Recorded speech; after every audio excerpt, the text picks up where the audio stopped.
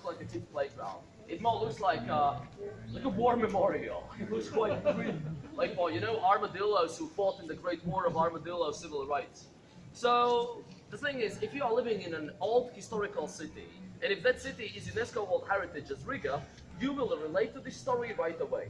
Living in old city on daily basis, you are searching for a compromise, because you have this big responsibility to preserve the historical landscape so you can pass it on. So your grandkids can enjoy the same cathedrals, same cobbled streets and lovely buildings. But in the same time, you cannot turn a city into a museum. There's still people living there and they have their needs. So in the old town of Riga, as far as I know, there is at least 2 preschools. So that means a bunch of kids will need their area where they can run around and play games. So before there was this playground, they were just using this stretch of land in front of the cathedral. And then it was looking even more depressing. It was looking like kids playing in a ditch or kids playing in a moat. So they gave more structure. By 2 years ago, they installed these playgrounds. But you have seen plenty of playgrounds, right? Usually they are not the best example of good design. Usually they just go for the colors. You know, kid places usually look like full rainbow, like a unicorn have vomited on them. And imagine something so cheerfully colorful next to a cathedral. That would be a visual conflict. That's why they made this playground an adult bit with dull, boring, depressing colors. But it's blending in. Plus the grayness of the the grayness of the playground even complements the grey areas of the cathedral.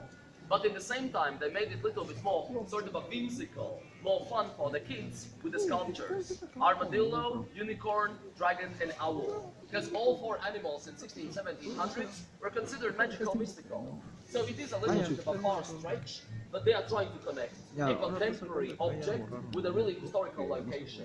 And as every old design decision, opinions are a little bit divided. Some people are saying, hey, it's looking way too depressing. But when I'm doing walking tours during the working Monday to Friday working days, there's a bunch of kids and they don't care, it's grey or blue, they are just having fun. So I would say this is a really smart urban planning.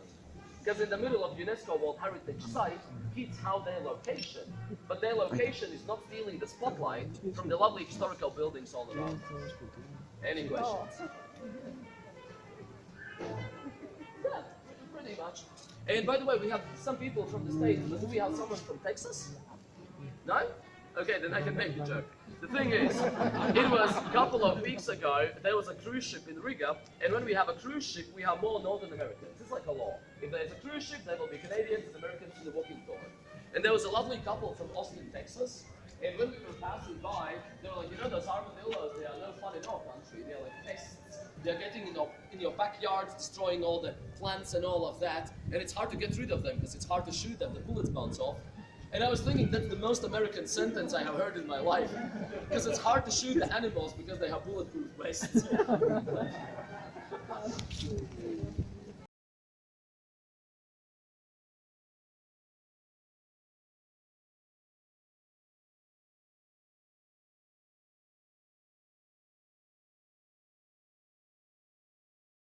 Layered cake. Every century they add extras. So obviously on 1211 it wasn't so huge and massive. It had been rebuilt plenty of times, but it's starting from 1211. And if you are traveling through Europe, you are seeing that there is a cathedral in every major city.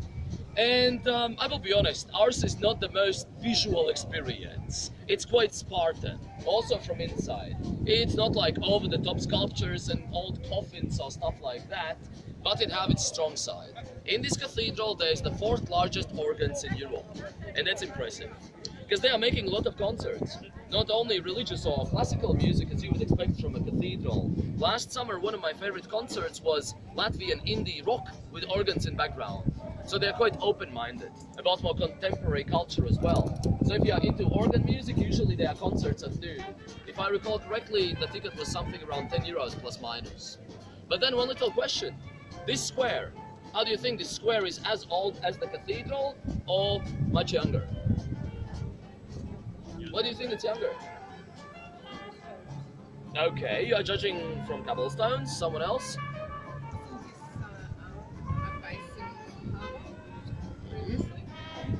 If you look that direction, you should have the answer. Something is jumping out of the ordinary. Spot on. The cathedral is way lower than we are. You know, in history, there's a term called the timeline, how history progresses. Every city have its unique timeline, from the bottom to the top, because cities always build on top of themselves. Each reconstruction, fire, or war, the city a little bit climbs higher, and forming this thing called cultural layer, which later is job for archaeologists, with the basements and artifacts and all of that. So if the cathedral is 1211 and it's a couple of meters below us, this is something way more recent. So this square was made only in 1936 till 37. And late 30s in Europe, that was a complicated time. You know, then Europe was just swarming with dictators. You had Stalin and Hitler and Franco and Mussolini. In Baltics though, we didn't have dictators, we had autocratical regimes. And if you're wondering what's the difference, sounds the same. So in autocratical regime, there is no parliament, there is one guy who sees the power. There is certain level of censorship and propaganda, but there is no physical violence, and that's how you separate. So in autocratical regime, if you are in a political opposition, worst case scenario, you are kicked out of the country, not kicked in your head. So that's quite a big difference. But still, egomaniacs, absolute egomaniacs.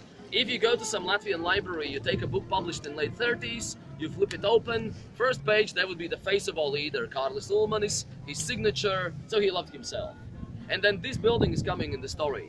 You can read on top Latvia's radio, so Latvia's radio. But in 30s there was a bank.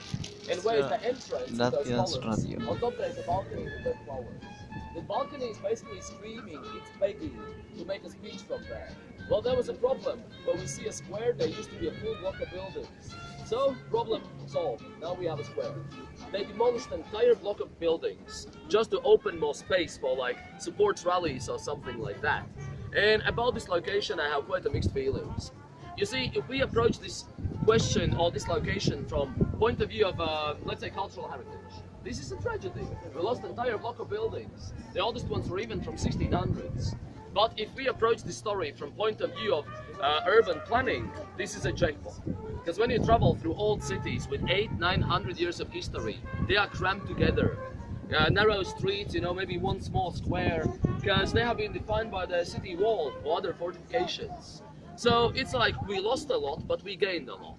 It's like a double-edged sword. And I would say this square is a great illustration for history in general. Nothing is good or bad. It's depending how you are reacting to the story. Because this destruction done in 30s is giving us a lot of options today. December, main Christmas market is here. In summer, quite often there's contemporary art festivals. Riga's Jazz Music Festival is happening here. Or little exercise for your creative thinking. 2 weeks ago, right here, was happening Latvia's championship for beach volleyball. They built artificial beach, and you can see there's still some beach sand here and there. They built artificial beach in the middle of the Why? Because they can. So as I said, this is an absolute pros and cons story. It depends how good is your argument. And that's actually how history works as a science. You know, I can sort of shape your opinion about our autocratical leader with this example. Option A, I can say, he was a terrible person. He destroyed a lot of historical buildings. He didn't care about the cultural heritage. Option B, he was a progressive person. He understood that the city is too squished together, so he opened a little bit of a more space for culture. And that's history in a nutshell. It depends how you write the sentence. Because it's the same event, same location, it depends how you are looking on this event. Any questions? Yeah. Sorry? Yeah, there are the bullet holes from Bueno, dice que 1991. Latvia tuvo un régimen autocrático. No sé qué presidente o así. Dice, él empezó a destruir cosas antiguas para construir bastante cosas nuevas, pero bueno, así que There was this moment when a lot of Soviet hardliners, like old grumpy generals, were trying to restore the USSR. The same was happening not only the siege in Moscow, but also here. And at the same time, in the parliament, which is down the street, all parliament restored the constitution. So made country like, yeah, now there's a country, you can do nothing. And it was basically one grumpy Soviet soldier who was just like, venting out. He just emptied one magazine on the facade. It wasn't attack or something like that. It was this local incident where one soldier just went a little bit closer. No one suffered, it was just bullet holes. Yeah, they were trying to overtake every important building, obviously, to seize the power, but the parliament already passed the constitution, plus the uprising in Moscow also failed, so yeah, they just went about it. Let's go. They're recorded. Weeks ago, there was this one tourist, and I still hate this tourist. He said that this building looks like a chocolate bar. And now, you know, sometimes people mention something, and you cannot delete it from your memory.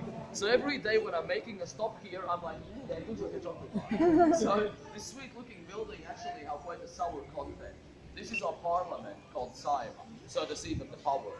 And how this country works, you would call it the British democracy. We have a parliament with a multi-party system in our case. We have a prime minister as well. The president, he exists, but he's like the queen in UK, more for handshakes and smiles. You know, the diplomatical function, a representational function.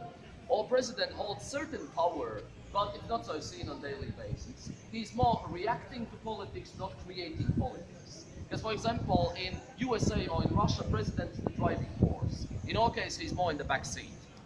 And about the building, it's older than the country, and that's always confusing people. Because you know there are two separate things. History of Latvia as a country, and history of Latvia as a territory. Because as I said, we have been conquered by pretty much everyone. So we made our country first time only in 1918, November 18, right after the First World War. You know, during the First World War, there was revolutions both in Germany and in Russia. So there was a lack of superpowers. And a lot of countries in the middle, they said, this is our moment. We can say that we want to have our own country. So in 1918, November 18, we signed our independence of declaration, but then the neighbors disagreed, meaning Bolsheviks moved in from the east, and remains of the German 8th Army moved in from the west. They wanted to restore like a sort of a Baltic German monarchy. So we have this moment, the War of Independence, 1918 till 1920, when we are fighting Germans and Russians at the same time. And that's probably the most confusing time in our history. There is this one amazing historian, Erik Jakobsson. He has dedicated his entire life to try to understand this War of Independence. I just recently finished one of his books. He states that on 1919, on Latvian soil, there was 15 different armies. So I will not go into this story. It was quite a complicated thing. One city was conquered by Danes, just to showcase how random it was. But yeah, it was a complicated time, but after that we kicked out Germans, we kicked out Russians, well, Bolsheviks to be more precise term. And then since 1920 till the Second World War, we have a country. So if the building is older than the country, what was there before? I've a little bit oversimplified, but it was like a self-governmental institution for local German nobility, the German Landtag. So if you are in Riga and you see something national or important for Latvians today, probably it was national or important for someone else back in the day. Let's say Latvia's National Opera, where our Art Nouveau walking tour is starting. You know, glorious building, columns, triangle on top. Latvia's National Opera, sounds fancy. It was built as the city's German theater. Then we have Latvia's National Theater, where our constitution was first time signed in 1918. Then it was city's main Russian theater. So you see, in Riga, it's built by superpowers, maybe not so much by Latvians. So if you have some time, try to jump out of Riga at least for 1 minute. Because always capitals, they are already like a bubble inside the country on their own. In Latvia's case, you can see it perfectly. Old Town is all of these superpowers. If you go to some regional city, there's a little bit different situation. So, any questions before we carry on? No? Okay, then we got the introduction.